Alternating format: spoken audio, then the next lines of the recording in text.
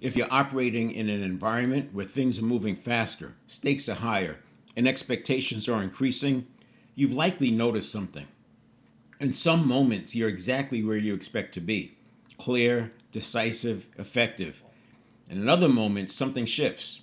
You hesitate, you overthink, you feel less certain than you should. Not because you don't know what to do, but because you're not accessing it in the same way. That gap becomes more visible in new environments because there's more uncertainty, responsibility, and pressure. So what used to feel automatic now requires effort. And that's where most people start to question themselves. But this is not about confidence, and it's not about capability. It's about something much more specific. So as we go through this, you'll be able to map it directly to your own experience. There are three things to keep in mind. First, performance is state dependent. The issue is not what you know, it's what you can access in the moment. Your capability doesn't disappear under pressure, but your access to it can. This is why you can have two moments close together, where in one, you're clear, decisive, effective, and in the other, you hesitate, overthink, or react. Same person, same knowledge, different access. Second, movement between states is fast, but where you stay becomes habit. You can move between high performance and low performance in seconds, but repeated time in a state becomes your default. What starts as a moment becomes a pattern. What becomes a pattern becomes your style, and that starts to look like your personality. Third, what feels like personality is often conditioning. Most people believe they are reacting based on who they are. In reality, they're reacting based on patterns that have been reinforced over time. Those patterns can be changed, but they're not changed by thinking differently once. They're changed by intervening at the level where they are formed. So as we go through this, don't think about this as information. Think about it as something you can map directly to your own experience, because once you see it, you'll recognize it immediately. And once you recognize it, you can begin to influence it. Now, up to this point, this may sound like something that happens occasionally. A moment here, maybe a moment there. That's not actually what's going on, because these moments don't stay isolated. They accumulate. Every time you drop from clarity into hesitation, every time you react instead of direct, if you lose access for even a few seconds, it doesn't just affect that moment. It affects the decision, the way you communicate the decision, even the way other people respond, and in turn, what happens next. So performance becomes inconsistent at the moment level and compounds at the life level. Over time, that inconsistency starts to look like a leadership style, a pattern others adapt to, or in some cases, a limitation, not because that's your capability, but because that's what shows up often enough to define you. That's the real cost. And the reason most people don't address it is simple. They don't have a way to see it clearly. They experience it, they feel it, but they don't have language for it. So they default to explanations like pressure, personality, confidence, experience, maybe even identity. But those don't actually explain the pattern. What does explain it is structure. And that's what I'm going to show you now. The model I'm going to walk you through is called the 5 levels of personal leadership. It's simple on the surface, but it explains something most people experience and don't have language for. At the center is stabilized. This is where most people operate when things are normal. You're functional, you're capable, you're getting your work done. You're not at your peak, but you're operating effectively enough. Below that is destabilized. This is where reactivity begins. You're still functioning, but something has changed. Your attention starts to narrow. Your thinking becomes less flexible. You start reacting to what's happening instead of directing it. You may feel pressure, urgency, or uncertainty. Below that is collapse. This is where performance breaks down. At this level, you're no longer responding to reality. You're reacting to your own internal reactions. Thoughts loop. Options disappear. Clarity drops significantly. This is what people often describe as spiraling or freezing, shutting down. Now, above stabilized is agency. This is where performance becomes intentional. You're directing your attention. You're applying what you know and being proactive, making decisions with clarity. You're not just responding, you're leading your own thinking. Let that sink in. Leading your own thinking. It's the difference between responding and reacting. Above that is expansion. This is peak performance. This is where output increases, clarity sharpens, and execution accelerates. People often describe this as being in the zone. Now, here's the key point. You don't live in one of these levels.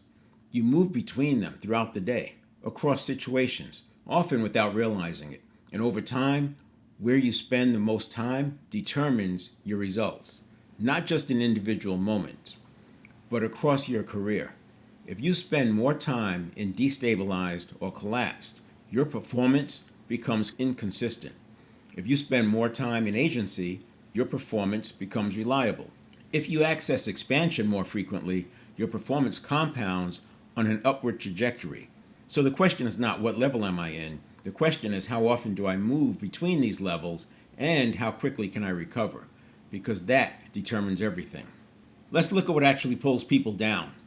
The shift from stabilized to destabilized, usually it's triggered by a few consistent conditions: time pressure, ambiguity, social or status threat, cognitive overload. You've experienced all of these. A deadline moves up unexpectedly. Information is incomplete, but a decision is still required. Someone challenges your judgment, or there's simply too much coming at once. Each of these consumes attention. Each of these reduces bandwidth. And when bandwidth drops, performance follows. If that continues, you move from destabilized into collapse. And this is where things change, because now you're no longer responding or even reacting to the actual situation.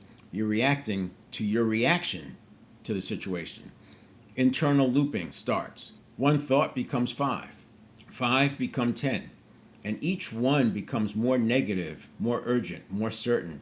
At that point, your system is no longer processing reality. It's processing an internally generated stimulus, and performance drops quickly. This is why you can have a situation that objectively is manageable, but internally feels overwhelming, because the system has shifted. To understand why this happens, we need to shift how we think about how the brain works. Most people think in terms of the subconscious mind. That framing is not useful. A more accurate way to think about this is as a network of neurons. You have billions of neurons, each connected to thousands of others, trillions of connections. These connections form pathways, and those pathways are strengthened through repetition. The more a pathway is used, the more it becomes the path of least resistance. That's what we call a habit. Now that's where this becomes important.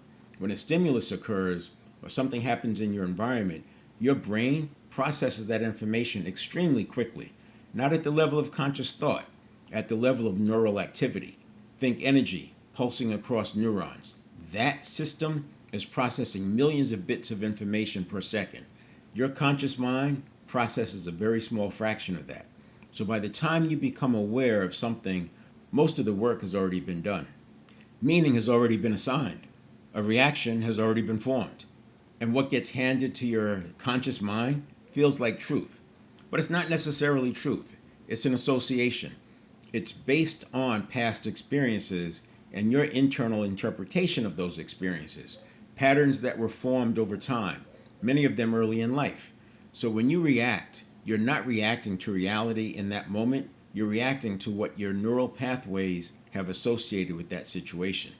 This is why two people can experience the same exact situation and respond completely differently. It's not the situation. It's a pattern associated with the situation.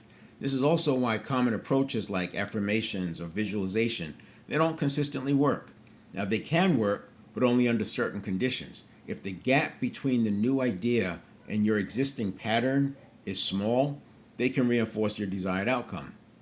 But if there are strong competing patterns, those patterns will likely dominate. The same applies to willpower and discipline.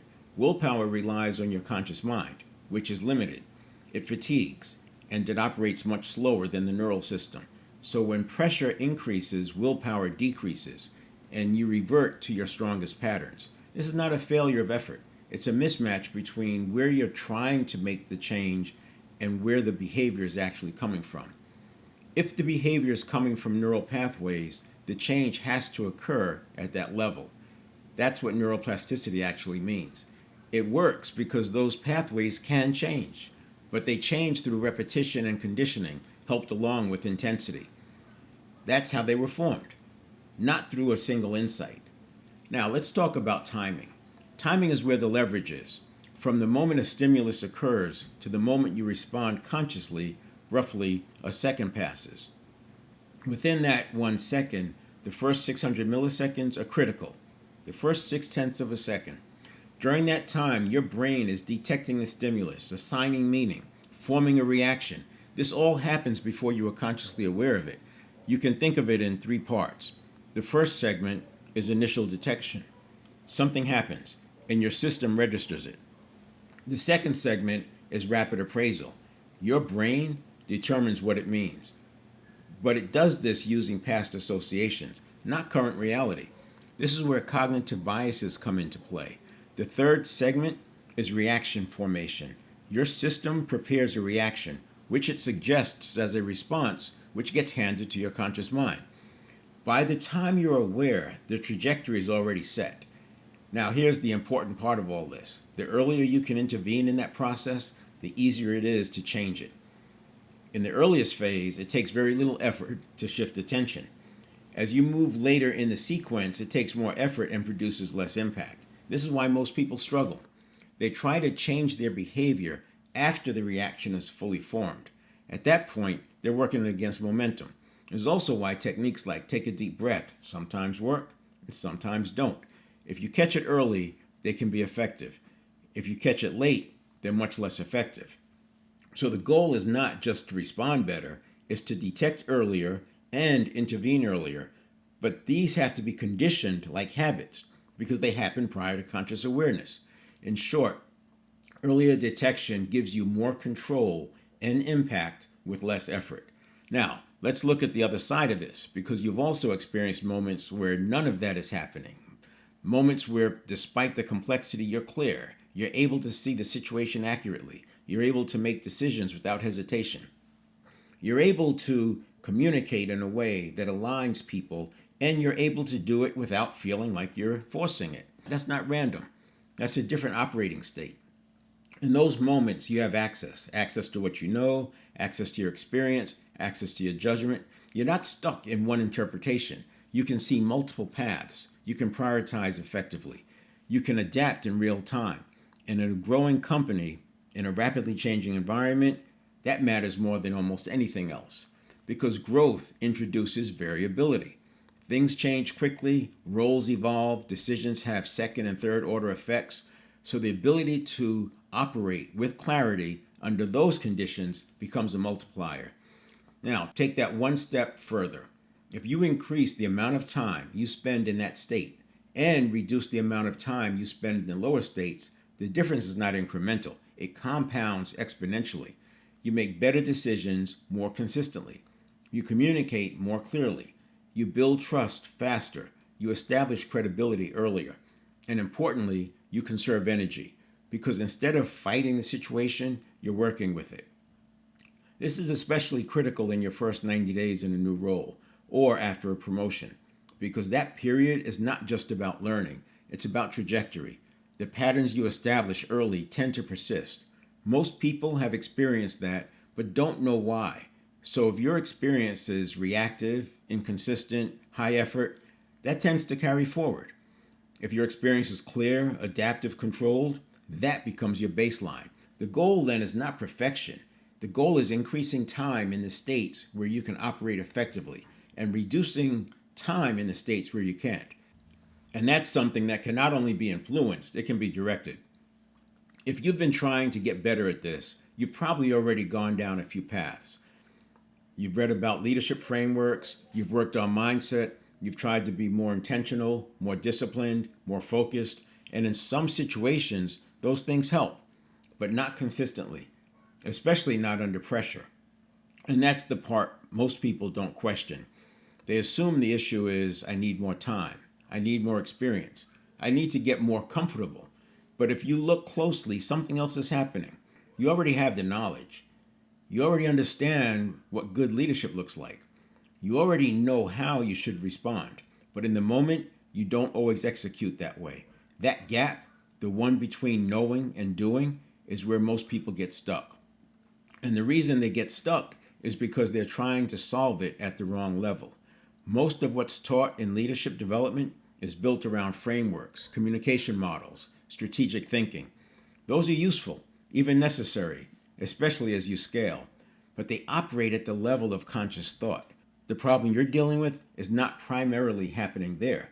It's happening earlier. It's happening in how situations are interpreted before you're aware of it. That means when you try to apply a framework after your reaction is already formed, you're working against serious momentum. And that's why it feels inconsistent. The same applies to things like mindset work or positive thinking. They can help in low pressure environments, but in high pressure environments like stepping into a new role, in a company that's scaling, in a rapidly changing environment, they don't hold up reliably. Because under pressure, your system doesn't default to your intentions, it defaults to your conditioning. And that's the part most people never address directly. They try to layer new ideas on top of old patterns instead of changing the patterns themselves. So effort increases, awareness increases, but results don't change, not proportionally. And over time, that leads to frustration because it feels like I know what to do, why am I not doing it consistently? Or I've tried everything. It's not a motivation problem. It's not a discipline problem. It's a mismatch between where the behavior is coming from and where you're attempting to change it. Until that mismatch is resolved, progress will be uneven. So if performance is driven by patterns, and those patterns are formed through repeated stimulus, reaction, response cycles, then the question becomes, how do you intervene in those cycles? That's what the 7-step reset is designed to do. At a high level, you go through tens of thousands of these cycles every day. Most of them happen automatically, unconsciously. The 7-step reset is a way to bring awareness and control into selected cycles. Not all of them, but enough to begin shifting patterns.